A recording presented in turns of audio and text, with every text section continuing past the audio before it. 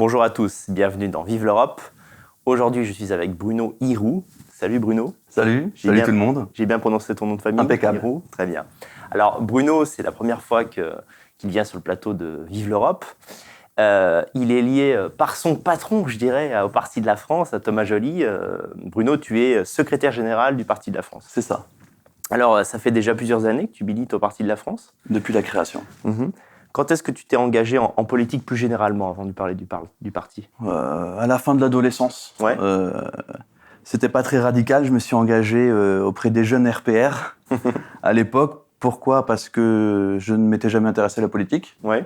La politique m'était tombée dessus à cause du socialisme et des gauchistes en général. Et j'ai choisi ce qui était l'inverse du socialisme et du gauchisme, et notamment du syndicalisme étudiant. Et puis j'ai trouvé, je me suis dit, puisque c'est pas la gauche, c'est la droite. Ouais. Donc je me suis engagé aux jeunes RPR. Puis, par la force des choses, au Front National de l'époque. On est en quelle année à peu près ? Le Front National, tard. Le Front National, j'y arrive après 2000. D'accord. Après 2000, donc assez tard. Front National, donc j'y reste jusqu'en 2007. Ensuite, il se passe plus rien, puisqu'il n'y avait plus rien, donc on tente de créer des trucs avec les copains pour s'occuper. Et en 2009, création du Parti de la France, je suis rappelé par mes anciens camarades du Front du Calvados, et on participe à la création du Parti de la France, et moi je monte une section jeune dans mon département. On rappelle qu'initialement, d'ailleurs c'est toujours le cas, mais le Parti de la France était une réinvention du FN cadre historique, on peut dire ça comme ça, suite à une ligne qui avait changé au Front National, déjà Marie Le Pen, on doit le dire, en 2007, on va dire une ligne qui s'était un peu trop adoucie. C'est ça, et donc, puis ça n'a fait qu'empirer jusqu'en 2011 et l'avènement de Marine, donc entre-temps il y a eu la création du PDF. Ouais.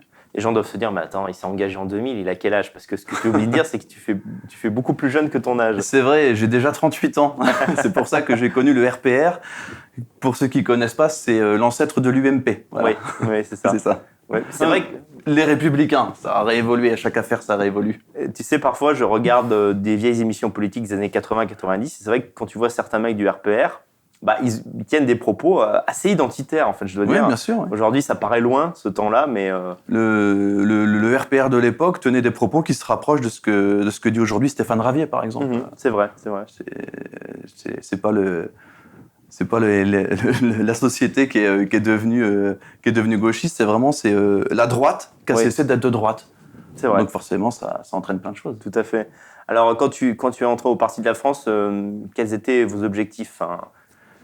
Moi, quand je suis entré au Parti de la France, je retrouvais ce que j'avais perdu avec le Front, c'est-à-dire un parti qui me ressemble, c'est-à-dire un parti qui est pour la défense de la France et des Français, et qui ne cherche pas à plaire à tout prix aux journalistes et à ce qu'on appelle la bien-pensance, c'est-à-dire la fameuse dédiabolisation. Oui. Moi, je dis toujours, la dédiabolisation, c'est juste chercher à plaire, et c'est perdu d'avance, aux éditorialistes parisiens, par exemple, ou aux journalistes lambda, quoi. C'est pas notre rôle. Notre rôle, c'est de parler au peuple et c'est de défendre nos idées.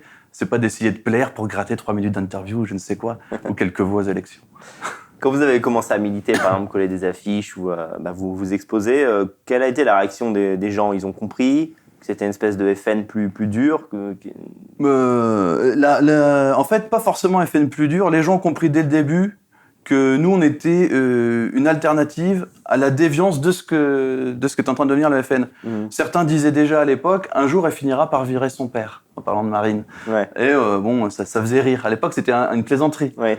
Et finalement, on y est vraiment arrivé. Le FN, puis RN, est devenu ce que ça devait devenir. Et les gens, ils n'ont pas forcément rejoint un truc plus hard que le FN, ils se sont dit on continue avec les gens qui pensent bien, qui pensent comme le FN, et le fait que ce soit Karl Lang, notre dirigeant à l'époque, ça a aidé parce qu'il représentait vraiment le FN droit, structuré et sérieux, quoi. Ouais. Thomas me disait que souvent, malheureusement, au cours des élections, sans le vouloir, vous faisiez un peu campagne pour le Front, parce qu'au dernier moment, les gens se disaient le PDF a raison, bon, je vais voter Marine. C'est un peu pénible, quoi. Oui, c'est vrai, il y a ce côté vote utile, même au sein de la mouvance, c'est-à-dire, elle est détestable, le parti renie tout, ils ont des idées qui sont même plus des idées de droite, je pense à l'assimilation, par exemple. Ouais. Ils ont des idées qui sont même plus des idées de droite, mais la plupart des électeurs se disent, il y a le PDF, il y a le RN. Le gars du RN, il a une chance peut-être supplémentaire d'être élu, votons pour lui. Le problème, c'est qu'avec ce type de mentalité, on fait qu'apporter de l'eau au moulin de la dédiabolisation. Mais non, c'est pas frustrant particulièrement. On continue le combat. On sait pourquoi on combat. On combat pas pour avoir une place de conseiller régional, mais pour la France et pour notre peuple, quoi. Alors, est-ce que c'est pas trop difficile de concilier une vie professionnelle, tu as un métier, et un militantisme plutôt à droite, même très à droite? Comment tu arrives à combiner ça et quels conseils tu donnerais aux gens qui voudraient s'engager? Alors, ça dépend si on se montre ou pas. On peut très bien passer sa vie à militer, à être très utile à la cause sans jamais se montrer. Mais quand on a un engagement plutôt public, c'est-à-dire qu'on va être reconnu, que ce soit en manifestation ou même en se présentant à des élections, il faut avoir les épaules. C'est pas donné à tout le monde, c'est pas héroïque, mais c'est pas donné à tout le monde. Ou en tout cas, faut s'y préparer. Par exemple, moi, j'ai quasiment toujours travaillé dans le privé dans ma vie, sauf 4 ans, mais j'ai travaillé quasiment tout le temps dans le privé. Et oui, quand dans le privé, ça se sait que vous êtes nationaliste, c'est-à-dire aux yeux des gens lambda, un nazi, un monstre, il faut avoir les épaules pour encaisser le déluge de questions et de regards. Oui. Mais ça finit par retomber quand vous restez vous-même, quand vous n'êtes pas dans la provocation sur le lieu de travail, ça n'a aucun intérêt à moins de vouloir être chômeur. Et puis quand vous êtes quelqu'un de sérieux, en fait, simplement, vous êtes sérieux au travail, sérieux dans la vie, les gens apprennent quelque chose, ça les choque, ils viennent vous voir ou ils viennent pas vous voir, puis après ils passent à autre chose, mais faut être solide et surtout faut pas se renier. Pas se justifier. Moi, je me suis jamais justifié. Je suis jamais allé voir des Noirs ou des Arabes pour dire je suis pas raciste. Hein. Je suis jamais allé voir des homosexuels en leur disant je suis pas homophobe. Moi, je défends la famille. Mais non, on se justifie pas. Si des Noirs, des Arabes, des homosexuels ou je ne sais quoi, quelle communauté qui peut être choquée. Mais s'ils ont des questions, ils viennent nous les poser. Mais on n'a pas à aller se justifier, etc. Ça, c'est très important. Il faut avoir un caractère bien formé, il faut être soi-même bien formé. Voilà. Ce que tu veux dire, c'est que passer la révélation, quand les gens l'apprennent, c'est un peu difficile parce qu'il y a une pression sociale, les gens posent des questions, ils peuvent même parfois être un peu rudes. Et si tu arrives à naviguer dans cette tempête, après, c'est pacifié, la vie continue. Et ce que tu me disais tout à l'heure avant qu'on commence, c'est que le droit du travail protège quand même. Voilà, le droit du travail est très clair. Nul ne peut être inquiété sur son lieu de travail pour ses opinions politiques connues ou supposées. Donc ça couvre tout et à moins de tomber sur des chefs particulièrement tordus, vous ne pouvez pas être licencié parce que dans le privé, en tout cas en dehors du travail, vous avez un engagement politique. Oui, alors si on imagine le pire des scénarios, si on tombe sur un chef qui est vraiment très à gauche, il pourrait trouver d'autres arguments pour dégager, voilà. Mais c'est très bien parce que ça nous oblige, nous les nationalistes, à être impeccables dans nos boulots. C'est ça, ouais, c'est vrai. Moi, ça m'oblige à être impeccable. J'essaie d'être le plus irréprochable possible pour pas qu'on puisse dire certes, il y a ses idées, mais on s'en fout, mais quand même, son boulot n'est pas très bien fait. Ça, c'est important que le boulot soit bien fait. Je trouve qu'en plus, les gens qui militent avec son nationaliste et qui ont un travail dans le vrai monde, on va dire, sont plus à même de savoir ce que pensent les autres. Ça peut être intéressant à ce titre de comprendre la psychologie des gens qui ne pensent pas comme nous. Voir, sur l'immigration, ils peuvent avoir des réserves, mais qu'il y a toujours des blocages qui parfois d'ailleurs sont subtils. On ne comprend pas trop ce qui bloque, mais en les fréquentant... Oui, c'est important de fréquenter, pour les catholiques, fréquenter leur paroisse, mais d'avoir des collègues au boulot, de savoir qui sont ses voisins, sauf si on vit dans des grandes villes complètement anonymisées. Voilà, c'est important de savoir ce que les gens pensent et pourquoi ils vont pas voter pour vous. Moi, ça m'est déjà arrivé dans l'un des boulots que j'ai pu occuper. J'ai une collègue, il y avait Sarkozy qui passait à la radio, on écoutait la radio, et elle disait... moi j'en ai marre de cette immigration maghrébine, de cette insécurité maghrébine. Elle avait des propos assez crus. Là je modère les propos. Et elle disait c'est pour ça, moi j'ai voté pour Sarko. Donc des fois on a l'impression que les gens ils seront jamais d'accord avec nous parce qu'ils votent pour nos ennemis. Mais des fois, ils le font juste, ils sont pas formés, en fait. Ni formés, ni informés. Parfois, il manque autre chose. Voilà. Mais ça, si on n'est pas dans le peuple, c'est-à-dire, le peuple, c'est pas une idée, hein. Le peuple, si on n'est pas avec des collègues, ou même dans sa famille, ou avec ses voisins, si on fréquente pas les gens, on peut pas savoir pourquoi ils votent pas pour nous. Et pourquoi ils nous soutiennent pas plus massivement, et du coup, ça peut désespérer certains. Donc, c'est important de connaître les gens. Alors maintenant, ça fait longtemps que tu milites, hein. Tu l'as dit un peu après les années 2000, donc ça fait presque 20 ans. Même si ça a été à différents postes de responsabilité, bien sûr. Est-ce que tu as vu une évolution, justement, moyenne des Français que tu rencontres? Est-ce que ça va vers le mieux? Est-ce que les gens se rendent compte que plus rien ne va dans le pays? Comment tu vois ça? Alors, il y a plusieurs choses. Déjà, quelque chose qui joue en notre faveur, mais pourtant c'est malheureux, les Blancs sont beaucoup moins insouciants que dans les années 90 et même 2000. Ouais. Ils sont beaucoup moins insouciants. Et ça peut nous aider, nous, en tant que nationalistes, puisque là où avant on était vus vraiment comme des extraterrestres, ou des folkloriques, je ne sais quoi, aujourd'hui on est vus comme des gens radicaux, mais point. Donc il y a ça joue en notre faveur, même si le peuple est moins heureux. On est moins heureux quand on est plus heureux quand on est insouciant que qu'on a à s'intéresser aux hommes politiques qui pourraient nous sauver. Bien sûr. Normalement, on ne devrait même pas se poser cette question dans une société saine. Mais moi, je l'ai vu. J'ai très longtemps vécu à Caen, c'est ma ville de naissance et de cœur. Moi, j'ai vu le changement, la déblanchisation des grandes villes. Ouais. Le terme n'existe pas, mais ça donne bien idée. L'africanisation, en fait, l'arabisation des grandes villes. Ça a joué sur le quotidien de tout le monde, ça a tendu les relations entre les gens et ça continue à pourrir là actuellement et la situation se tend. Et puis au bout d'un moment, ça se tend pas jusqu'à ce que ça éclate, ça se tend jusqu'à ce que les Blancs et les Blanches ils se disent on va plus dans telle rue. Je prends plus telle ligne de bus ou telle ligne de tram ou de métro à Paris. Voilà, ça, on le ressent, les gens sont un peu plus tristes, un peu plus méfiants. Ouais. Mais par contre, ils continuent à accorder leur confiance normalement aux gens, on peut avoir des relations normales. Mais il y a vraiment ce côté... une inquiétude face à l'avenir. Vraiment, le pouvoir fait vraiment du mal aux Blancs. Et ça c'est vraiment un scandale, quoi. Je suis d'accord. C'était le premier invité qui dit ça et je le ressens beaucoup dans les lieux de fête, tu sais. Dans les bars, même dans les boîtes de nuit ou ce qui ressemble. On sent moins de vie qu'avant. J'ai des souvenirs de quand j'avais 18-19 ans. Bon, il y avait quand même un esprit de fête qui est un peu pourri de lui-même, quoi. Je sais pas si c'est partout pareil, mais moi je l'ai ressenti vraiment. Caen, c'est une petite ville, entre guillemets. Enfin, c'est une capitale régionale, mais on n'est pas une métropole. Et ça s'est ressenti dès la fin des années 2000, dès 2008-2009, ça a commencé avec l'africanisation, les gars qui venaient de Paris, etc., passaient les semaines sur Caen. On a vu de la dégradation du climat. Ouais. Vraiment, c'est sensible. On n'a pas précisé que tu habites à Caen. J'habite à Caen, ouais. Alors, comment on pourrait définir ta ligne ? Tu es un national catholique, on pourrait dire ça comme ça ? Oui, c'est ça. Moi, je me considère comme un nationaliste traditionnel. Ouais. Donc, nationaliste, catholique, défenseur de l'ethnie française, de la race française. D'accord. Quand on dit que tu es catholique, aujourd'hui, ça va un peu tout et rien dire, mais toi, tu es pratiquant. Moi, je suis pratiquant et traditionnaliste. C'est vrai que depuis le milieu des années 60, il y a une crise dans l'Église. Ouais. Le sujet est un peu technique et moi, je suis pas du tout théologien. Mais voilà, en gros, il y a eu le Concile Vatican II je crois que c'est 62 à 65. Il y a une Église néo-protestante qui a voulu s'ouvrir au monde. Finalement qui s'est ouvert à rien puisqu'il y a quasiment plus de fidèles, en tout cas en Occident. Oui. Et à côté de ça, il y a eu une résistance. Moi, j'ai suivi l'exemple de Monseigneur Lefebvre, la résistance avec la fraternité sacerdotale Saint-Pédis, mais il y a plein d'autres fraternités. Et puis, il y a eu cette volonté de la part des traditionalistes, du coup, mais qui sont en fait les vrais catholiques, de maintenir le vrai catéchisme, qui avait changé, de maintenir la vraie liturgie, la vraie messe, et de maintenir le vrai enseignement, les vrais séminaires pour la formation des prêtres. Et aujourd'hui, il y a un peu deux églises. Il y a ce qu'on appelle les traditionalistes ou les intégristes dans le milieu médiatique, et puis l'église qu'on peut appeler conciliaire ou moderne, quoi. D'accord. Moi, je suis un traditionnaliste par la force des choses, même si pour moi, c'est le catholicisme de toujours, quoi. Et je pense que ça intéresse les gens, notamment ceux qui sont proches de la foi ou qui sont dedans.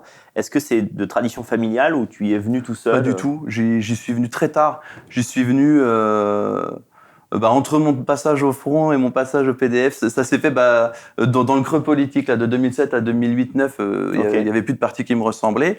Du coup, j'ai creusé des questions personnelles. Par exemple, moi, pendant longtemps, j'ai jamais cru à l'âme. Je comprenais même pas le concept. C'est particulier. Et du coup, j'ai profité de cette période entre guillemets de creux militant pour me former, pour m'informer.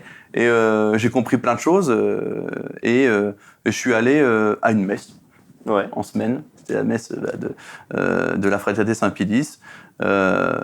J'ai trouvé une ambiance incomparable des autres messes que j'avais connues, parce que moi, je ne savais même pas que le traditionnalisme existait. Oui. Donc moi, je connaissais les messes avec on tape dans les mains, on se fait des bisous, les cérémonies avec des gens qui jouent de la batterie. Donc, c'est des messes où on est assis et où on prie pas. Ouais. Là, j'étais dans un lieu qui était calme. Une liturgie calme. C'est en messe à Caen, c'est des messes basses. Il n'y a pas de chorale. Okay. Ça parle en latin, je comprends rien, mais il Il y a des gens qui se mettent à genoux, qui se recueillent, je me mets à genoux, je me recueille, je fais mes propres prières. T'as trouvé ça fort? Mais je me suis dit, j'ai bien fait de venir. J'ai hésité à venir. J'ai longtemps hésité parce que je connaissais personne de ce milieu. Même si j'en avais un peu entendu parler. Ça, c'est intéressant. Et puis, ensuite, j'ai été identifié par le prêtre très vite qui, dès ma 2e ou 3e messe, m'a attrapé comme ça à la sortie de la messe et m'a demandé, vous êtes nouveau, voilà, qui j'étais, d'où je venais, si je venais d'une autre paroisse et tout. Donc, j'expliquais que non, j'étais du coin, mais que c'est la première fois que je viens à ce genre de messe. Et ensuite, vu qu'on était quelques copains, au bout d'un moment, j'avais emmené 3-4 copains, en leur disant, le vrai catholicisme, je crois qu'il existe encore. Et il nous a fait, ça c'est très gentil, l'abbé, qui était à Caen à l'époque, nous a fait un catéchisme pour adultes exprès pour nous. D'accord. Souvent, t'es que 2 ou 3 au catéchisme. Exprès pour nous, un vrai catéchisme qui avait rien à voir avec ce que j'avais eu. Moi, le catéchisme que j'avais eu, c'était du découpage et de la peinture. Ouais. On faisait des pancartes sur la paix, etc., des farandoles. Et voilà, j'ai découvert la vraie doctrine. Donc ça a fini de me convertir, en fait. Ouais. Là, je suis vraiment devenu catholique. J'ai compris pourquoi fallait être catholique. Et ça, tous les convertis vous le diront, plus j'apprenais la religion, plus j'aimais Dieu et plus je détestais les ennemis de Dieu. Ah ouais. Plus on apprend la tradition, parce que c'est pas que lire la Bible, ça c'est les protestants qui font ça. C'est apprendre la tradition catholique, les conciles, les encycliques, les bons catéchismes et les bons docteurs de l'Église. Là, c'est là que j'ai fini ma conversion. Ouais. Donc, au début, j'étais pas du tout prédisposé. Ouais, j'imagine que tu dois te dire, si moi j'ai réussi à me reconvertir à la foi de mes ancêtres, le peuple français pourra y parvenir. Oui, c'est quelque chose que j'avais chez Onfray. Onfray, il a dit l'Occident va mourir. Onfray dit l'Occident va mourir parce que plus personne ne veut du judéo-christianisme. Bon, déjà, le judéo-christianisme, c'est une question à part. Ça n'existe pas, mais c'est autre chose. Mais en fait, ce que dit Onfray est faux. Pour moi, les gens n'ont pas rejeté le christianisme. C'est des gens sont devenus des étrangers au christianisme. Ils ne connaissent pas le christianisme. Si les gens rejetaient le christianisme, il n'y aurait personne qui voudrait visiter les basiliques, les cathédrales, etc. Et ça continue à fasciner les gens. Et je pense que si un jour, il y a une vraie église, la fin de la crise dans l'église, et un vrai État, soit catholique, soit pro-catholique, les gens reviendraient, je pense, largement à cette religion. Oui, ce que tu veux dire, c'est qu'avant, ça se transmettait naturellement. Exactement. C'est-à-dire, quand on était un enfant, on savait ce qu'était être vraiment catholique. Et aujourd'hui, on ne le sait plus parce que nos parents, et même parfois nos grands-parents, ne pratiquaient plus eux-mêmes. Bien sûr, parce que les catéchismes ont changé aussi à partir de Vatican II. Aujourd'hui, plus personne, chez les gens lambda, on va dire, c'est-à-dire non formés, plus personne connaît la transsubstantiation, la liturgie, le culte. Il y a des mots comme ça qui ont perdu leur sens. Ils savent plus quand ils ont le droit de communier, quand ils ont pas le droit de communier. Ils savent plus vraiment ce que sont Pâques, la Pentecôte, l'Ascension, l'Assomption. Souvent, ils confondent Ascension, Assomption. Enfin, les gens, ils sont pas hostiles au christianisme. C'est la théorie de Michel Onfray. Non, les gens ne rejettent pas le christianisme. Ils sont vraiment devenus étrangers. Le christianisme et les gens, ils sont devenus étrangers. Les Français ne sont plus catholiques pour ça. Les gauchistes anticléricaux type Mélenchon sont un peu un miroir déformant, parce que je dois reconnaître que la plupart des gens sont indifférents à la religion, mais pas hostiles. Moi, dans mon quotidien, même des gens qui ne votent pas à droite, je n'ai jamais ressenti une haine comme ça du catholicisme en se réveillant. Voilà quoi. La haine de Dieu, elle est vraiment ultra minoritaire dans le peuple. Il y a quelques étudiantes féministes hystériques et des vieux laïcards proches de la franc-maçonnerie ou ayant rejeté leurs héritages familiaux respectifs. C'est ultra minoritaire. Mais on est dans un État laïque, gouverné par des principes laïques, voire anti-chrétiens. Donc forcément, naturellement, les gens vont pas vers le catholicisme. Ouais, c'est vrai que on reste un peu dedans sur ces questions religieuses qui sont pas forcément dans le thème politique de la journée, mais puisque ça fait partie de tes croyances, c'est important. Sur l'existence de l'âme, en fait, comment tu en es arrivé à te dire, finalement, l'âme, ça existe? Parce que ça me... Oh, c'est un long cheminement. Mais déjà, c'est toutes les questions du principe de vie, d'être un homme et d'être une créature à la fois, donc d'avoir un créateur. Moi, longtemps, j'ai vécu avec cette espèce de nihilisme bas de gamme, c'est-à-dire, on est des bouts de viande, on fait ce qu'on a à faire, on paye les factures, et puis voilà. J'ai longtemps eu cette mentalité-là, avant d'être catholique. Et comment je suis venu à croire à l'âme? En me formant. En me formant. C'est par la formation que j'ai compris, que j'avais une âme, et deux, que l'âme, je pouvais la maltraiter. Ouais. Je pouvais maltraiter mon âme. Et c'est vrai que quand on cherche à faire du bien à son âme, mais ça c'est un pan de catéchisme de savoir ce qu'est l'âme, mais quand on fait du bien à son âme, on est plus épanoui, on est plus heureux. Donc ouais, moi ça m'a vraiment servi à comprendre le catholicisme, à comprendre la foi incompréhensible de nos jours, de nos ancêtres, qui étaient prêts à parcourir le monde entier pour aller mourir pour le nom du Christ. Ouais. Aujourd'hui, il n'y a que des fous. Il faudrait être fou pour, pour se dire que quelqu'un qui a pensé comme ça a pu être quelqu'un de saint. Ouais. Donc voilà, le concept d'âme est très important. À partir du moment où on sait qu'on a une âme et on comprend pourquoi on a une âme et comment elle fonctionne, on est obligé de devenir catholique. Ouais. Mais les migrants, Bruno, ils ont une âme aussi, je comprends pas. Tous les hommes ont une âme. Oui. Mais, oui. Voilà. Mais oui, après, il y a plusieurs choses. Il y a des gens qui refusent l'enseignement. Il y a des gens qui connaissent pas l'enseignement. Ouais. Et puis voilà, c'est pas parce que tous les humains ont une âme que tous les humains doivent venir habiter dans notre salon. Les nationalistes qui ne se sentent pas catholiques, ou voire même qui sont hostiles, se disent toujours comment on peut concilier nationalisme et catholicisme. Le catholicisme a l'air d'être un peu une doctrine universaliste. Donc comment tu leur expliquerais ça, toi? Comment tu arrives à rimer les deux concepts? Alors je dirais qu'ils ont raison, que le catholicisme est une doctrine universaliste. Ouais. Dans le catholicisme, chaque être humain est une âme, dont le but est de se sauver. Ouais. C'est-à-dire de finir après la mort par adorer Dieu.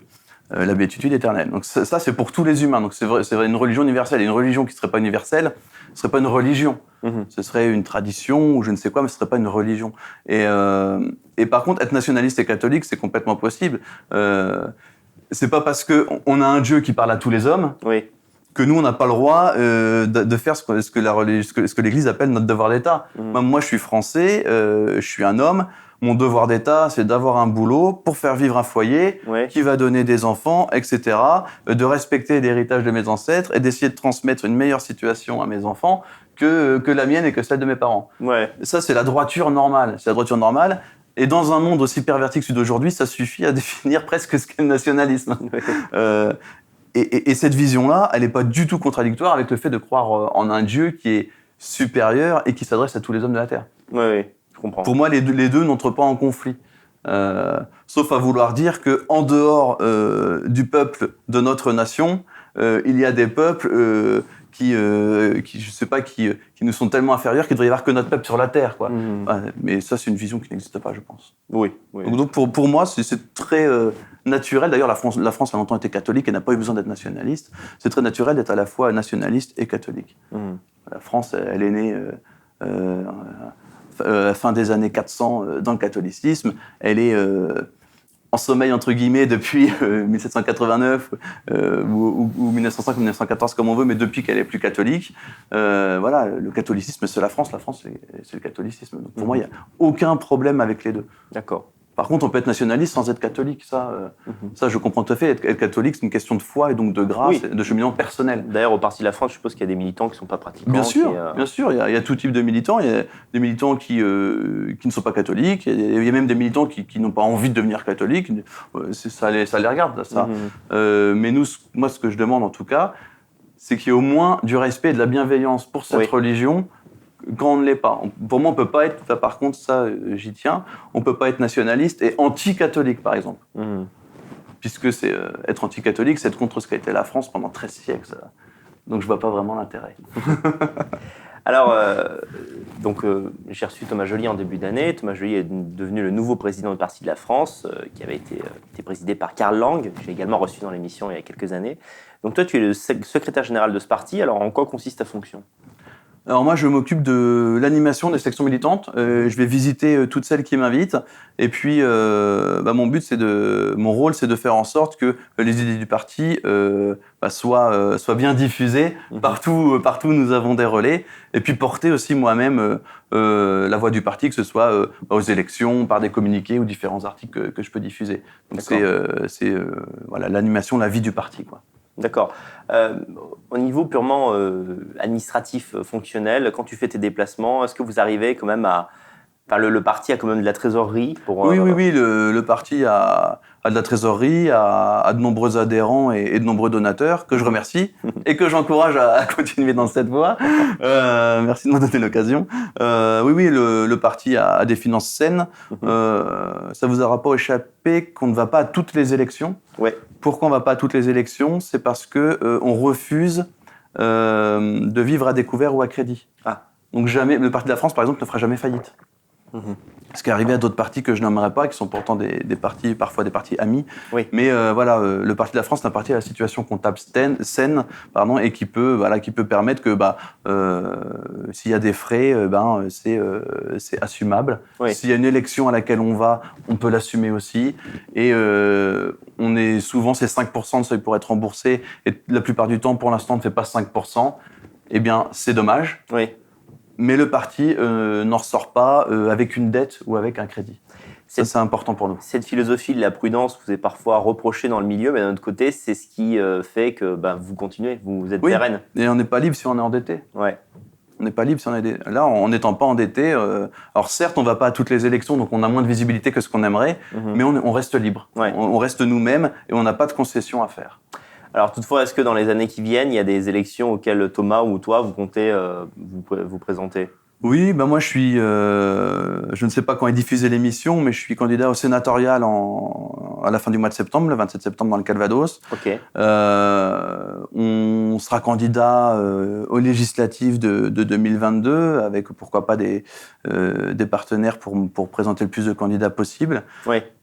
Et Thomas Joly aussi, on va aller à quasiment toutes les élections, sauf l'élection présidentielle, où dans les conditions actuelles, il est hors de question qu'on y aille, puisque il faudrait que tout seul, on aille chercher 500 signatures de maires. Ouais, c'est extrêmement compliqué. Ce qui est quasiment impossible, à moins de sombrer dans la corruption, puisque la plupart des maires sont peu courageux, et souvent nous disent « Vous menez le bon combat, j'espère que vous trouverez vos signatures ». Mais je peux pas. Moi, je peux pas. Ouais. Je vais avoir un problème avec la communauté de communes. Qu'en dira-t-on ? Voilà, c'est ça. Donc, dans les conditions actuelles, il est hors de question qu'on présente un candidat à la présidentielle qui, seul, au nom du Parti de la France, devrait aller convaincre 500 élus de voter, de nous accorder. C'est même pas de voter pour nous, c'est de nous accorder l'autorisation, le droit d'aller à l'élection. Donc, on devrait faire toutes les élections dans les 2-3 ans à venir, sauf la présidentielle, où soit on participera à un projet commun, j'en sais rien, soit on soutiendra quelqu'un, ou soit on donnera la pleine liberté à nos sympathisants de soutenir qui ils veulent. Ouais. Pour corrompre 500 maires, il faut beaucoup de pognon. Hein. Ah bah oui. Au-delà de l'aspect moral, faut trouver les fonds. Hein. Non, mais c'était une petite plaisanterie. Mais oui, c'est hors de nos moyens pour l'instant. Est-ce que les médias s'intéressent parfois à votre cas ? Est-ce que vous avez des tentatives d'infiltration dans les groupes ? Ou simplement des journalistes qui vous appellent ? Des journalistes, oui, nous contactent régulièrement. On a plus de contacts avec les journalistes que d'articles qui sortent. Oui. Ça, c'est un peu dommage. Mais ils nous connaissent. Moi, pour ma formation personnelle, il m'arrive de lire des auteurs de gauche. Ouais. Et régulièrement, des auteurs de gauche qui s'intéressent à l'extrême droite. Et régulièrement, ils parlent du Parti de la France dans leurs livres. Mais ils n'en parlent jamais sur les antennes et dans les journaux. Donc après, c'est donnant-donnant. Le jour où on aura une capacité de nuisance, entre guillemets, c'est-à-dire où on aura beaucoup de candidats qui draineront beaucoup d'électeurs, par la force des choses, les médias s'intéresseront à nous. C'est pas nous qui décidons si on est intéressant ou pas pour eux. Donc, mais non, on n'a pas eu par contre de tentative d'infiltration, pas que je sache. Ouais, de toute façon, faites attention, on est toujours prudent. Voilà, Puis, ça, c'est un conseil que je donne à tous les nationalistes, que quand vous dirigez une section, voilà, si quand vous recrutez des gens, la moindre des choses, avant de tout leur montrer et de montrer tout le monde et les domiciles de tout le monde, c'est déjà de l'avoir croisé, d'avoir discuté avec lui autour d'un verre dans un lieu neutre, etc. Faut pas se livrer trop vite. Exactement. Ça évite les mauvaises surprises. Voilà. Tu penses que lorsque les journalistes font des entretiens et qu'ils ne diffusent pas, c'est que finalement, peut-être ce que vous dites n'est pas assez condamnable. C'est-à-dire, en fait, c'est presque trop convaincant. Moi, j'ai parfois cette sensation. En fait, le problème, c'est que pour les journalistes, qui sont souvent des gens très à gauche, on est vraiment des extraterrestres. Ils nous voient un peu comme le peuple français nous voyait il y a 10 ou 20 ans. Enfin, plutôt 20 ans d'ailleurs. Et forcément, ils nous posent des questions, on leur répond, on a un raisonnement, on leur explique que ce qu'on pense, c'est ça, et que si on pense ça, c'est parce qu'on pense que ça va régler telle et telle problématique. Donc on a un discours qui est entre guillemets carré. Et eux, ils peuvent pas vendre avec ça. Mais je comprends. Oui, ils s'attendent un peu du Gogol 88. Oui, voilà, ils pensent qu'ils vont tomber sur le gars qui vient à l'interview avec le t-shirt Screwdriver, les bretelles rouges, qui va claquer un petit salut presque romain et qui va dire telle communauté, faut les exterminer, je ne sais quoi. Je comprends. Ouais. Et là, ils tombent sur des gens normaux. T'es pas le bon client, t'as une tête un peu de gendre idéal, tu t'exprimes en bon français. Donc c'est vrai que te diaboliser, c'est compliqué. C'est compliqué, mais après ils peuvent toujours, hein, mais ça n'a aucun intérêt. Et pour eux, on n'est pas intéressant finalement, puisqu'on va pas leur donner ce qu'ils veulent, c'est-à-dire de quoi faire du buzz ou du scandale. Et puis surtout, on est quand même, nous les nationalistes formés, on est tous des machines à détruire l'idéologie de gauche. On sait le faire, puisqu'on lit, on s'informe, on se forme. Et ça, pour eux, c'est pas du tout intéressant. Donc c'est pour ça qu'on a une très faible résonance médiatique, mais les journalistes nous connaissent. Quand vous lisez les livres qu'ils écrivent sur l'extrême droite, ils savent très bien qui sont Karl Lang, Thomas Joly et le Parti de la France. Oui. Est-ce que ta famille soutient tes idées ? On sait que c'est important pour des gens qui parfois sont isolés au sein de leur famille et ça les empêche de franchir le pas. Toi, dans ta famille proche, par exemple, ta femme, je sais que tu as une femme. Je l'ai rencontrée au BBR 2006. Bon, ça va alors. Donc là, je suis bien loti à ce niveau-là. Oui, ma femme, elle s'engage pas, mais elle partage mes idées. Je me suis juste engagé et c'est normal, à pas embrigader nos enfants avant qu'ils aient l'âge de comprendre ce que c'est. Oui. Voilà, c'est juste ça, je m'y suis engagé, et puis je trouve ça sain. Bien sûr, les enfants doivent vivre leur vie d'enfant. Voilà, exactement, puis avoir leurs propres idées, puis s'ils n'ont pas exactement les miennes, tant pis, mais qu'ils aient leurs propres idées et que ce soit des individus libres. Mais non, dans ma famille, même moi j'ai une famille qui porte plutôt à gauche. Oui.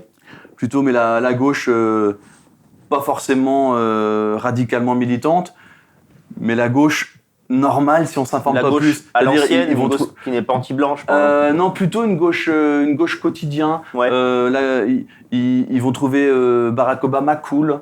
Ils vont trouver Trump stupide, sans avoir lu ni Trump ni Obama. Enfin, c'est vraiment, et ça, c'est la gauchisation du peuple. C'est ça. C'est pas une gauchisation militante. C'est l'air du temps. Ouais, je comprends. Et moi, ma famille, c'est plutôt une gauche comme ça. Et quand on discute, souvent, ils sont d'accord avec moi, sauf sur l'immigration. Mais par exemple, sur les valeurs familiales, moi, tout le monde est blanc dans ma famille, et ça parle à beaucoup de blancs en dehors de notre milieu. Mais sur les valeurs familiales, sur l'éducation, sur l'instruction même, ils sont plutôt d'accord. Sur la sécurité, ils sont d'accord. Ouais. Et dès qu'on touche à l'immigration, ça bloque. Parce que pour eux... C'est marrant, sécurité, immigration, essaye de faire une ligne droite. Non, ça marche pas. Notre boulot, voilà, c'est de les amener à comprendre que, oui, certes, il y a toujours eu de l'insécurité, mais c'est pas pareil. Ouais, c'est sûr. Et non, ce qui les bloque vraiment, mais c'est psychologique, et beaucoup de Blancs ont ce problème-là. Pour eux, quand on s'attaque à l'immigration, pour eux, c'est de l'agression contre un immigré, contre un être humain, donc c'est injuste. Et ça, c'est vraiment un verrou qui est... si on ne passe pas beaucoup de temps à discuter avec les gens individuellement, c'est un verrou, c'est le dernier verrou, celui-là. On n'arrive pas à le faire sauter, c'est compliqué. Ouais. Ce que tu dis à propos de tes parents, c'est vrai, je l'ai constaté, je trouve qu'en France, tout le monde est un peu bobo arrogant. Même des gens qui n'ont pas le niveau social pour être bobo. C'est-à-dire ce côté, on va prendre Trump de haut. Ouais. Trump, c'est un idiot. Le mec est président des États-Unis, il est milliardaire. C'est un milliardaire, chef de la première puissance mondiale. Ouais. Je pense qu'il y a des abrutis, plus abrutis que ça. Qui parfois a été vaguement ruiné, puis est revenu. Enfin bon, c'est quand même un entrepreneur. Voilà. En arriver à ce taux de sérieux en disant non, mais il est bête. Et ça, je vois, ça pénètre vraiment la société française. Et je trouve que c'est vraiment spécifique de la société française, c'est-à-dire qu'ailleurs, tu ne le vois pas. Tu peux avoir un anti-américanisme, par exemple à l'est de l'Europe, mais tu n'auras jamais quelqu'un qui va te dire c'est des idiots, parce que c'est... Mais après, on n'a pas connu le tragique de l'histoire après 45, nous. Ouais. Nous, on n'a pas eu les goulags, on a cette légèreté qui fait qu'on s'intéresse de très loin à la politique, et donc on prend un peu ce qui tombe, quoi. On n'en a pas ce côté tragique, parce que la dernière tragédie française, c'est la perte de l'Empire, mais ça n'a pas touché les gens. Ça a touché l'État, ça a touché les institutions, ça a touché la France. mais ça n'a pas touché les gens en tant que tels. Ouais. Donc on n'a pas ce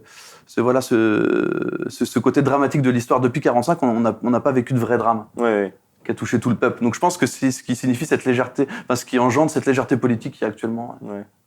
Parfois, moi, ce qui me fait, lorsque je perds espoir, c'est quand je constate que dans la jeunesse, il y a peu d'intelligence, il y a peu de culture, il y a peu de volonté d'aller vers la culture. Je me dis, en fait, on va avoir un problème de communication. C'est-à-dire que maintenant, on ne saura même plus comment leur dire des choses simples. Je ne sais pas si toi, tu as eu cette sensation. Tu as quand même presque 40 ans. Oui. Tu as pu voir une évolution de la société. Quel est ton avis là-dessus ? Moi, j'ai été pessimiste. Mais je suis repassé à l'optimisme. Non, j'ai été pessimiste quand vraiment je me suis rendu compte que pour la plupart des Français, déjà la plupart ne sait pas ce qu'est la France. Ouais. Ceux qui s'y intéressent un peu pensent que la France, elle existe depuis 1789. Alors qu'ironiquement, elle est plutôt en pause depuis 1789 et il faut appuyer sur le bouton play le plus vite possible. Donc il y a ce côté où on se dit, bah, putain, mais ils comprendront jamais ce qu'on a à leur dire, ils comprennent pas les enjeux, ils voient pas qu'ils sont en train de disparaître. Ouais. Mais j'ai quand même un optimisme, c'est qu'il y a quand même des mouvements qui drainent de la jeunesse.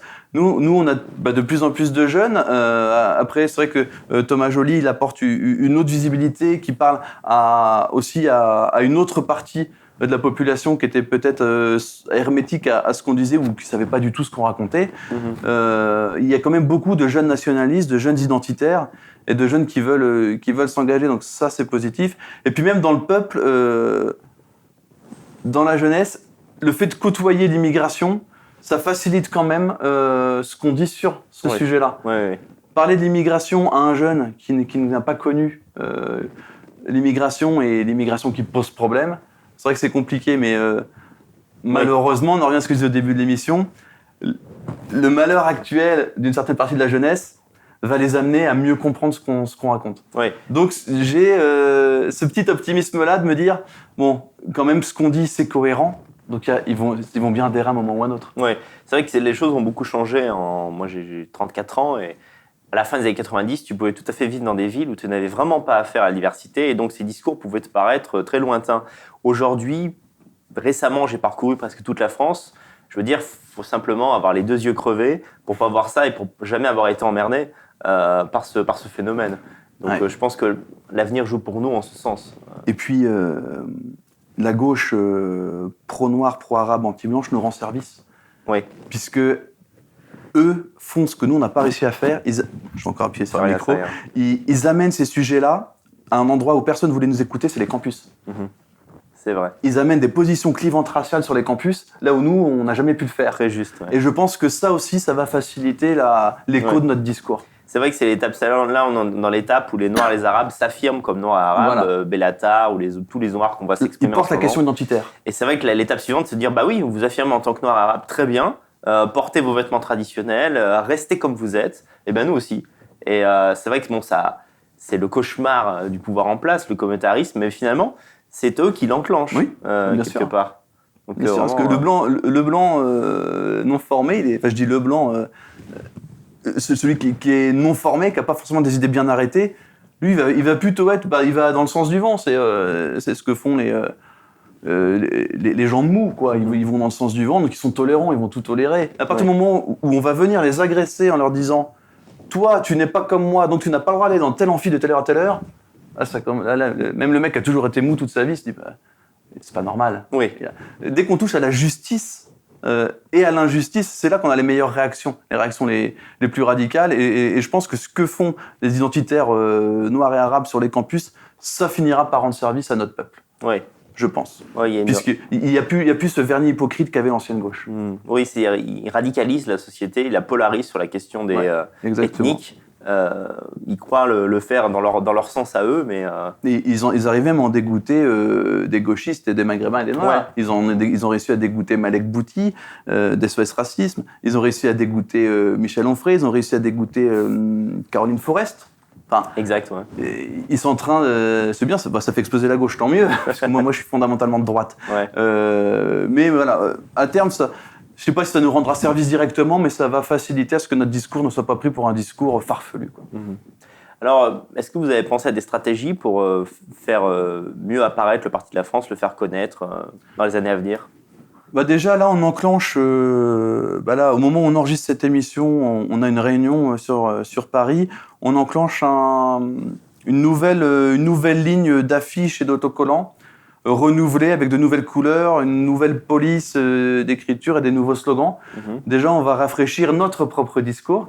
Et ensuite, oui, on va continuer à militer, mais ça veut dire on va organiser des sessions vidéo. Donc, je prendrai la parole en tant que secrétaire général. Jean-François Touzé, en tant que délégué général, prendra la parole. Thomas Joly prendra la parole. On fera des vidéos assez régulièrement, soit sur l'actualité, soit sur l'activité du parti, soit sur les questions que se posent les militants, un peu de questions-réponses, comme a pu faire Thomas Joly pendant le confinement. Donc, on va faire du militantisme classique, quoi. C'est-à-dire du collage de stickers jusqu'à se présenter à une élection avec tout ce qu'il y a au milieu, quoi. Ouais, tous les ventails. Voilà, exact. Tout ce qui est possible. Ouais.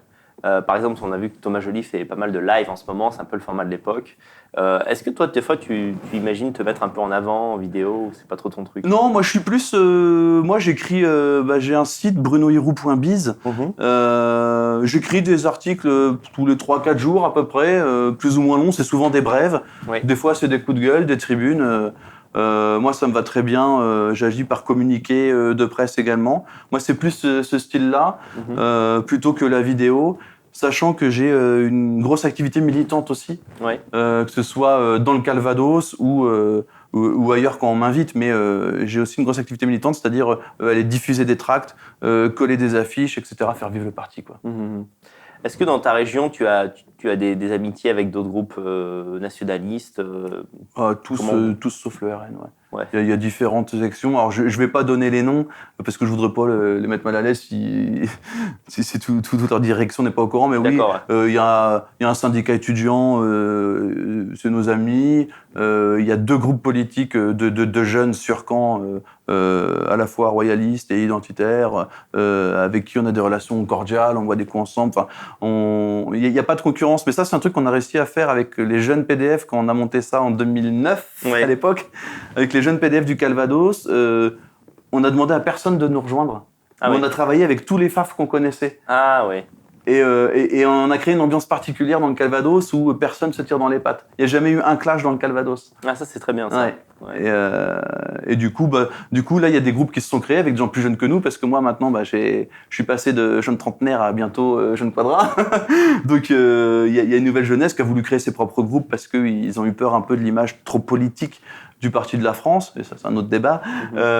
Et du coup, ils ont créé leur propre groupe, mais on a des très bonnes relations avec eux, il n'y a pas de concurrence, enfin, non, ça se passe sainement. Tout va bien. Ouais, tout va bien. Ouais. Tout ça vous arrive d'être rejoint par, dans le Calvados ou ailleurs, par des anciens du Rassemblement National qui viennent au PDF. Des anciens du RN. On a eu un cas d'un ancien de Debout la France aussi. Ah oui.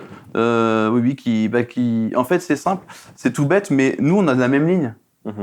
Donc des fois, il y a des gens qui s'en écartent. Puis s'ils veulent y revenir, ils peuvent. Parce que nous, on varie pas. Vous êtes invariable. Voilà, alors que dans les autres partis politiques, je pense au RN par exemple, un coup il y a Nicolas Bay qui va dire il faut faire l'inversion des flux migratoires, puis Marine Le Pen va dire il faut assimiler 5 millions d'étrangers. Faudrait savoir. Puis voilà, puis Jordan Bardella va dire il faut réduire l'immigration. Pour moi, je vais te dire, le plus gros flip-flap, ça a été après la déroute et le deuxième tour avec le débat raté de Marine Le Pen. 2 semaines après, elle disait non mais l'euro, on va pas sortir de l'euro. J'étais genre, quoi? Non mais attends. Non mais c'était toute ta stratégie, quoi. Puis elle a changé de stratégie, mais sans le dire. Au fait, j'ai changé de stratégie. C'est bien beau de dire on est pour ou contre l'euro, mais quelle politique monétaire et quel genre d'économie nationale on veut. On peut pas dire du jour au lendemain, tiens, aujourd'hui je suis pour le retour au franc, radicalement, votez pour moi. Et puis quelques mois ou quelques semaines après, dire non, on reste dans l'euro, votez pour moi quand même. Ouais, c'est ça, bien sûr. Ça donne l'impression qu'il n'y a pas d'ossature en fait. C'est ça donne l'impression qu'elle n'est pas entourée, qu'elle n'a pas de cadre, qu'il n'y a pas d'idéologue. C'est important. Alors ça peut être barbant vu de l'extérieur, les idéologues, mais c'est important, il en faut. Sinon la doctrine n'avit pas. Parce que le nationaliste de 2020, même si c'est un nationaliste traditionnel, les combats sont pas tous les mêmes que les nationalistes de 60 ou de 1930. Il faut toujours repenser la politique en fonction de l'époque. S'adapter en fonction de ce qui se passe. Évidemment. Ouais. Oui. Est-ce qu'il y a des critères particuliers pour faire partie du parti, rentrer dans le parti de la France? Faut être français. Ouais. Faut être français. Voilà, donc ça veut dire ce que ça veut dire. Il faut être de race française. Faut être français, et puis il faut avoir envie de s'engager pour la diffusion des idées, tout simplement. C'est très simple d'adhérer au parti de la France. Faut être français, avoir voulu et vouloir le bien pour la France et les Français. C'est très basique. Hein. Mais je crois que tout est dans le logo, c'est-à-dire avec les frontières rouges. Voilà.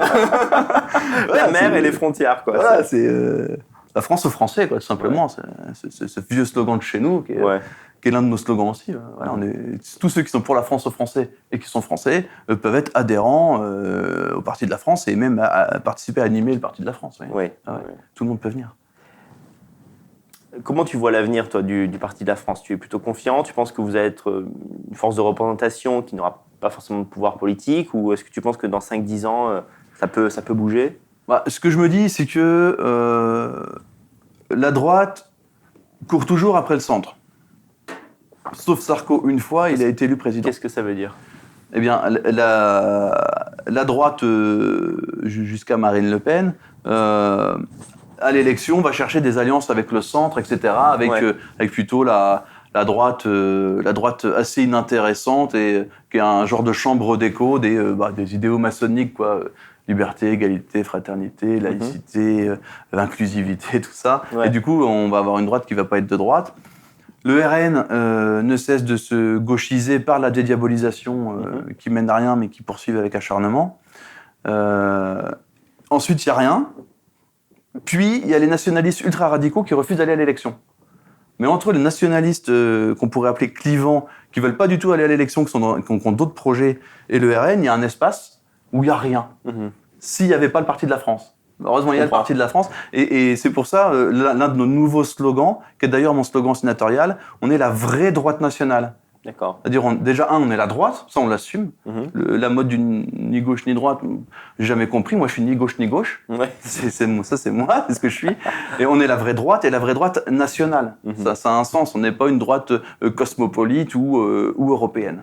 D'accord, je comprends. Et il y a un grand espace qui est là, et c'est un espace où on peut rassembler plein d'énergie et des gens qui viennent de partout, et qui est amené, si on se trahit pas et si on change pas, si on dévie pas de la ligne, qui est amené à intéresser beaucoup d'électeurs et même des élus, et à pourquoi pas participer au pouvoir localement ou nationalement dans les années à venir. C'est-à-dire, d'ailleurs, ça vous est parfois reproché, c'est que vous jouez quand même le jeu démocratique, c'est-à-dire vous présentez aux élections. Je me souviens de Thomas Joly, j'étais plutôt d'accord avec lui, s'énerver face à des radicaux, s'énerver gentiment en disant on se présente parce que même certains illustres dont vous vous réclamez ont été élus également. Donc c'est comme ça qu'on fait actuellement. C'est bien beau d'espérer le retour du roi, mais enfin... Ah oui, et quel prétendant? Enfin bref, c'est une question...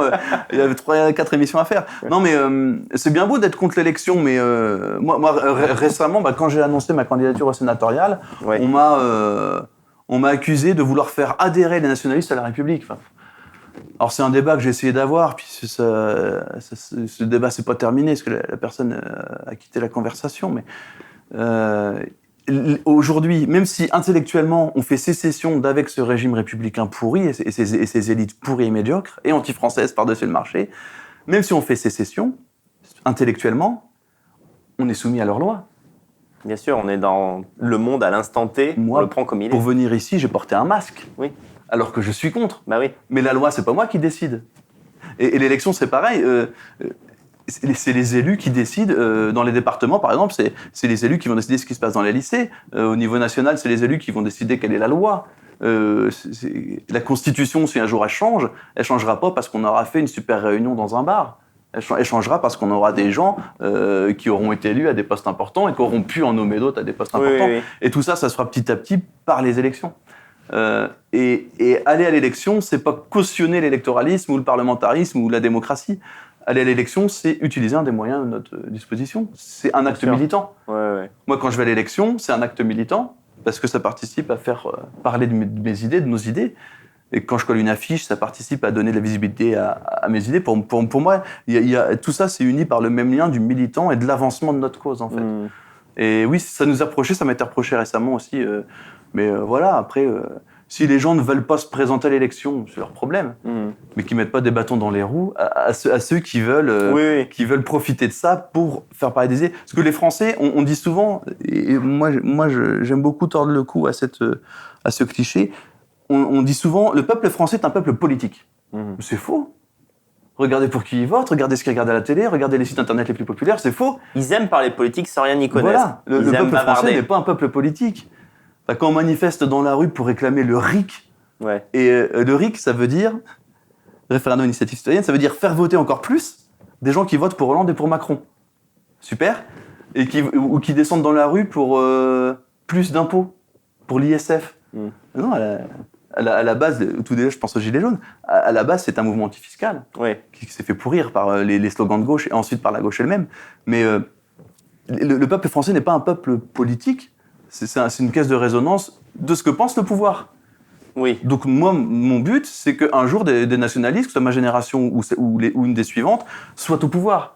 Que le peuple devienne la caisse de résonance des vraies bonnes idées françaises. Oui, en se refusant aux élections, on perd un moyen de représentation potentiel. Il ne faut pas oublier que quand on est maire, on peut faire des choses à un niveau local, on peut bloquer des financements, on peut imprimer une orientation, on peut augmenter les effectifs de police, il y a plein de choses à faire. Déjà, quand vous êtes maire, vous éditez le bulletin municipal qui est distribué aux frais de l'État dans les boîtes aux lettres de tous les administrés. Qu'est-ce que c'est le bulletin municipal ?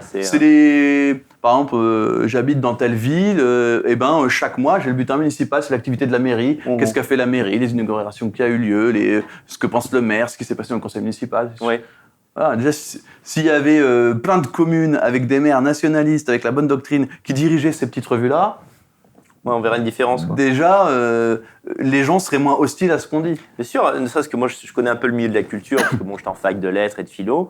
La municipalité est partie prenante, en fait.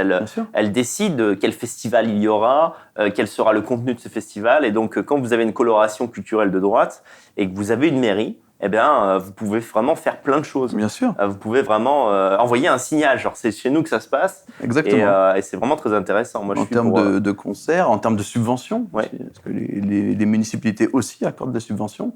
Et une subvention, si ça s'accorde, ça peut s'enlever. C'est un acte militant d'enlever une subvention, d'enlever un local. Voilà. Et tout ça, il n'y a que des élus qui peuvent le faire. Donc l'élection, c'est pas la panacée, mais c'est l'un des outils à notre disposition pour l'instant, profitons-en. Tout ce qui peut faire parler de nos idées, il faut le saisir. Et là où je voulais en venir, quand je parlais du peuple français qui n'est pas un peuple politique, c'est que le seul moment où ce peuple, soi-disant politique, s'intéresse un peu à ce qu'on dit, ou à ce que disent les gens engagés en politique, c'est à l'élection. Dès qu'il y a une campagne électorale, là, ils s'y intéressent un petit peu. Et s'il n'y a aucun nationaliste qui participe jamais à aucune élection, les Français n'entendront jamais parler de ça dans les périodes où ça les intéresse. Ouais, je comprends. Alors, est-ce que, toutes ces années où il y a une forme de stagnation électorale, où tu n'as pas l'impression qu'on arrive à percer le plafond de verre, est-ce que ça érode parfois un peu ta motivation ? Parce que tu dis, il y a des jours, mais c'est peine perdue, on ne va pas y arriver. Après, j'utilise de l'auto... comment on appelle ça ? Un principe d'automotivation. C'est quand vraiment vous avez un coup de mou, ou vous avez la flemme ou quoi, c'est qu'est-ce que mes ennemis politiques voudraient pas que je fasse là maintenant. C'est ça. Ah, c'est pas mal ça. Qu'est-ce que mes ennemis politiques voudraient pas que je fasse demain. Qu'est-ce que mes ennemis politiques voudraient pas que je fasse lundi prochain. Et puis on le fait. Ils voudraient certainement pas que j'aille recouvrir toutes les affiches cette nuit. Je suis fatigué, ça fait chier. Et je bosse demain. Mais je vais le faire parce que ça les arrange que je le fasse pas. Voilà, donc c'est un principe d'automotivation. Si je peux conseiller à des gens qui perdent des fois la motivation, c'est qu'est-ce qu'on voudrait que je ne fasse pas. Finalement un esprit de combatif et revanchard même. C'est pas, moi je ne mets pas une connotation négative à la revanche et même parfois à la vengeance. Donc vraiment ça peut être un moteur. Oui, bien sûr. Je me souviens d'une fois d'une conférence que j'écoutais de Hervé Ryssen qui disait mon moteur n'est pas l'amour et c'est la haine. C'était un peu extrême, mais on va dire parfois certains ennemis nous font tellement de mal que les détester nous fait agir. Et c'est humain, c'est une réaction qui est masculine en fait, qui est assez... Oui, c'est ça. Après, il y a toujours un débat entre est-ce qu'on agit par amour ou par haine. Ça dépend peut-être de l'humeur aussi du moment. Oui, mais en fait, souvent, on croit agir par haine. Et en fait, on va agir par amour pour notre peuple, pour notre terre et pour ce qu'on est au fond de nous-mêmes. Oui. On va dire, mais ça, c'est injuste, ça, c'est dégueulasse. Et en fait, on va croire qu'on agit contre, mais en fait, on agit par amour pour les nôtres aussi. Je comprends. C'est ça le truc qui sous-tend tout. Parce que si on n'aime pas notre peuple, si on s'aime pas soi-même et si on s'en fout de la nation, il n'y a pas grand-chose qui nous choque. À part ce qui va toucher notre portefeuille ou notre frigidaire. Quoi. Oui, c'est vrai que les gens qui ont perdu leur capacité à être en colère, en fait, sont des mollusques, finalement. Parce que si rien ne te met en colère, c'est que tu n'aimes rien suffisamment pour le défendre quand il est attaqué. Je suis pas sûr que ce soit Sioran, mais il y a un penseur qui disait que la tolérance était une valeur femelle. C'est ce que je disais un peu tout à l'heure dans l'entretien. Oui, quand on tolère tout, c'est qu'on n'a plus aucun principe en soi, en fait. On est devenu une serpillière. Qu'on accepte tout. Voilà. C'est très bien. LGBTQX+, au carré, à l'infini, l'immigration, les taxes, le masque, la plume dans le cul, je sais pas jusqu'où ils vont aller. Mais tu vois, quand on est mou, quand on n'a pas d'envie, pas de volonté, on peut tout accepter. Ouais. Ce que je sais, c'est que si Thomas Joly arrive un jour au pouvoir, les radars vont disparaître de la planète. Il arrivera à contaminer. Et je partage je sais que c'est insupportable. Depuis qu'ils ont baissé à 80, même sur les nationales, j'ai arrêté de les prendre. Maintenant, je reprends l'autoroute, je me dis tant qu'à faire. Au moins, je me prendrai pas une prune, quoi.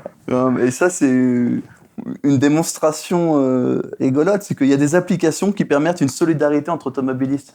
Sur cette question des radars, par exemple. D'accord, pour les radars mobiles, par exemple. Voilà. Attention, là, il y a un radar. Là, faites pas gaffe au radar, il a cramé, etc. En fait, quand l'État veut être dur envers le peuple, il y a des petites solidarités qui se créent quand même. Remarqué, la solidarité ethnique, faut oublier, mais il y a une solidarité économique qui a toujours existé et que j'ai toujours trouvé un peu émouvante. Par exemple, tu vas croiser un mec qui fait des appels de phare et 2 minutes après, tu vois les flics. Ça survit quand même. Même si les policiers n'aiment pas ça, parce que des fois un barrage, je comprends. C'est aussi pour interpeller des gens. Non, c'est pas toujours une bonne chose. Mais c'est une démonstration de la solidarité qu'il y a entre les gens. Moi, je me rappelle, il n'y a pas longtemps, c'était cet été, je buvais des coups dans un bar, j'attendais ma femme qui faisait son métier, j'attendais qu'elle ait fini, j'étais arrivé trop tôt. J'ai réussi à boire 3-4 pintes. Et puis, je me lève pour aller régler avec le masque. Et je me dirige vers ma voiture. Et là, à la table d'à côté, avec qui j'ai échangé aucun mot, me dit « Attention, en bas, il y a les gendarmes ». Du coup, je me suis rassis, j'ai attendu ma femme et celle qui a conduit. Des petites solidarités comme ça. Plaisir, parce que là, c'était dans une petite commune. Parce que quand on se ressemble, on a envie d'être bienveillants les uns envers les autres, tout simplement. C'est vrai. J'ai pas été insupportable, j'ai pas craché par terre, j'ai pas hurlé fort au téléphone. Donc j'étais quelqu'un de normal, dans un lieu normal, dans des conditions normales. La personne s'est dit j'ai envie de. Voilà, et tout s'est fait normalement et je suis sûr ils ont été bienveillants sans même y réfléchir. Ils ont été bienveillants de manière naturelle, tout à fait. Alors, je passe du coq à l'âne. Tu es aussi, tu étais dans un groupe de musique, Norseman Impact. C'est vrai. Et des gens me demandent parfois, ça en est où ça ? Parce qu'on aimait bien ce qu'ils faisaient. Alors, Norseman Impact, ça a été en sommeil. On existe depuis longtemps, on existe depuis 2005. Ah oui. On existe depuis 2005. On a eu un pic vers 2014-2015 où la chaîne YouTube a explosé sans qu'on comprenne trop pourquoi. Et du coup, on a fait quelques concerts. De qualité très inégale d'ailleurs, parce qu'on était tous débutants. Et l'année d'après, vers 2016, ça a un peu retombé parce que certains membres du groupe voulaient faire de la musique plus qualitative, plus professionnelle. Et du coup, au final, on n'a plus fait de musique. Du coup, puisque c'était vraiment une répétition, un enregistrement de Norseman Impact, c'était 4 copains qui viennent avec des packs de bière, et du saucisson. C'était vraiment. C'était pas U2, quoi. C'était un appui militant aussi. Voilà, c'est ça. À la base, au tout début, avec la première équipe, quand on a créé Norseman Impact en 2005, notre objectif c'était de faire des tracts musicaux. Ah oui. Juste ça. Après, c'est devenu un peu chanson, etc. Mais notre but c'était de faire des tracts musicaux. On branche une guitare, 4 accords pour le couplet et 2 accords pour le refrain. On chante, on prend un sujet et on fait une chanson sur l'immigration, sur la famille, sur l'avortement, sur n'importe quel sujet, quoi. Je comprends. Et au début, c'était ça. Ensuite, une certaine partie de l'équipe a voulu se professionnaliser. Puis finalement, on n'a plus vraiment fait de musique parce qu'il n'y avait plus le fun. C'est vrai. Nous, Norseman Impact, on faisait ça Là, il y a le travail. Au milieu, il y a la nuit. Ben, dans la nuit, on mettait Norsemen. Je comprends. Bon, si c'est travail, ouais. Ça marche pas. Donc, du coup, en voulant se professionnaliser, finalement, on a fini par plus rien faire. Ouais. Puis un truc auquel je tiens, nous, on a mis toutes nos chansons gratuitement sur YouTube. On a monté jusqu'à 40 à 50 chansons de qualité très inégale, hein, forcément. Mais elles étaient toutes gratuites sur YouTube. Donc, chacun piochait, faisait son petit catalogue, faisait la compile qu'il voulait.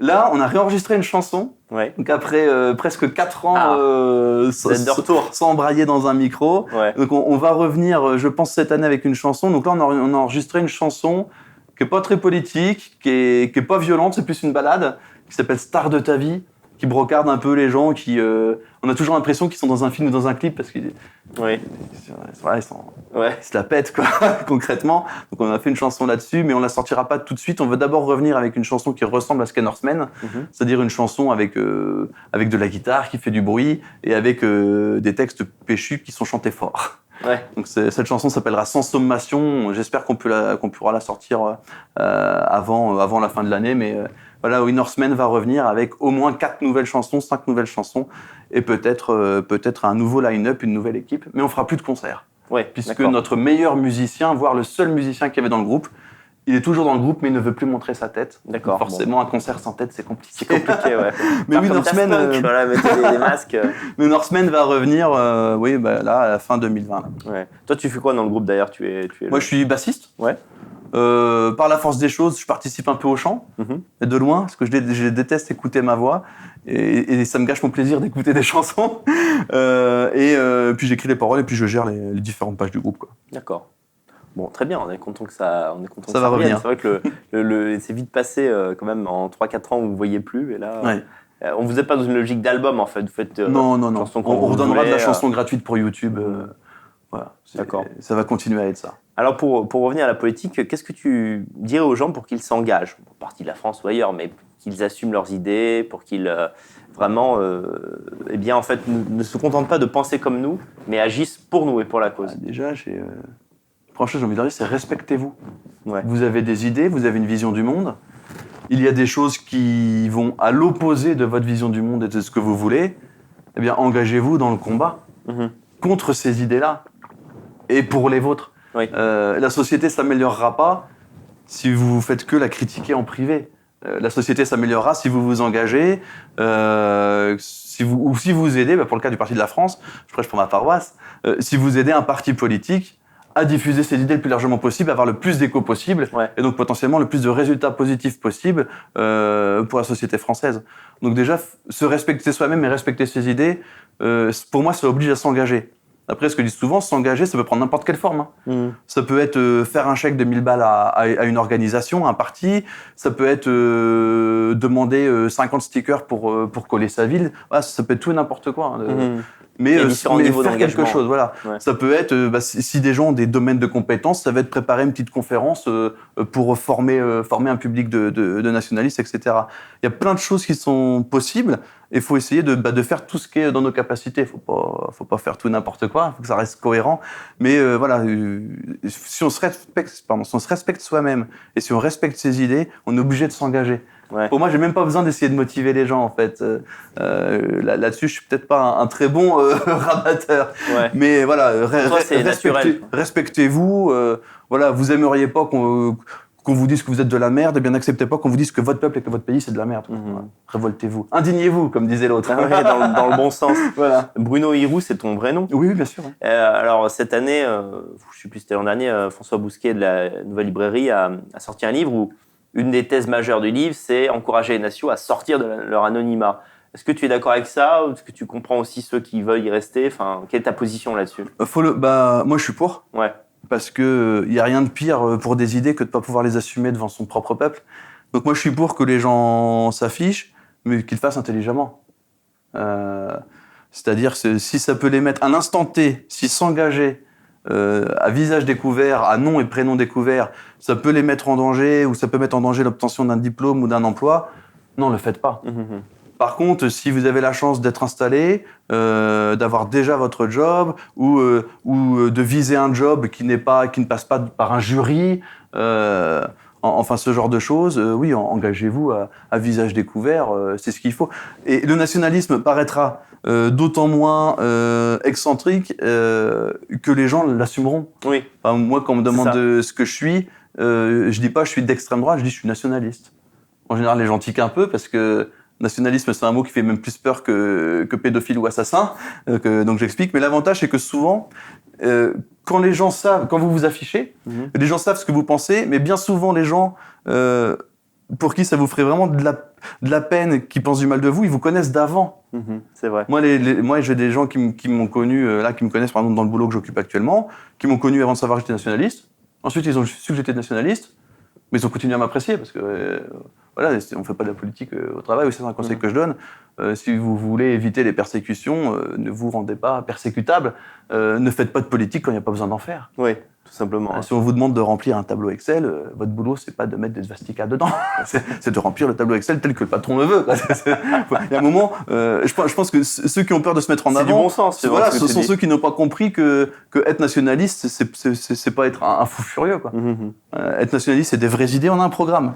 Je vous permets un peu de pub. Bien sûr. On a un programme qui est sorti, c'est les 9 idées forces du Parti de la France. Vous retrouverez ça sur le site partidelafrance.fr. Voilà, on a un vrai programme, on a des vraies idées, on a un vrai projet de gouvernement. Si un jour on peut accéder à des responsabilités, donc on n'a pas à se cacher, on n'a pas à faire semblant d'être plus radicaux que les radicaux pour dire juste parodier, quoi. Exactement. Ouais. À partir du moment où c'est très bien dit, où on tombe pas dans l'auto-parodie, où on donne pas l'image de nous que les gauchistes voudraient qu'on renvoie ou que les médias voudraient qu'on renvoie, on peut assumer le nationalisme à visage découvert sans souci. D'accord. Moi, en tout cas, ça, faut avoir les épaules, ce que je disais à un moment dans l'émission, parce que quand ça vous tombe dessus, quand il y a plein de gens d'un seul coup qui viennent vous voir en disant « C'est vrai que t'es nationaliste, mais t'as pas les Noirs, t'as pas les Arabes, t'es vraiment une ordure ».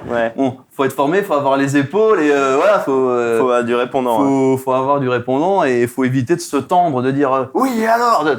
C'est vraiment d'être ridicule, quoi. Non, c'est pas ça, c'est plus subtil, c'est plus fin que ça. Nos idées sont plus fines que ça. Et voilà, faut avoir ça à l'esprit. Donc je pense que oui, militer à visage découvert, d'accord, mais être bien formé d'abord. Voilà. D'accord.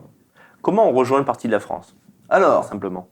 Soit en nous demandant d'adhérer, on vous fait signer un formulaire d'adhésion et puis vous recevez votre carte quelques temps après. Soit si vous n'avez pas la chance de tomber sur nous directement, il y a le site internet partidelafrance.fr avec des tirets, parti-de-la-france.fr.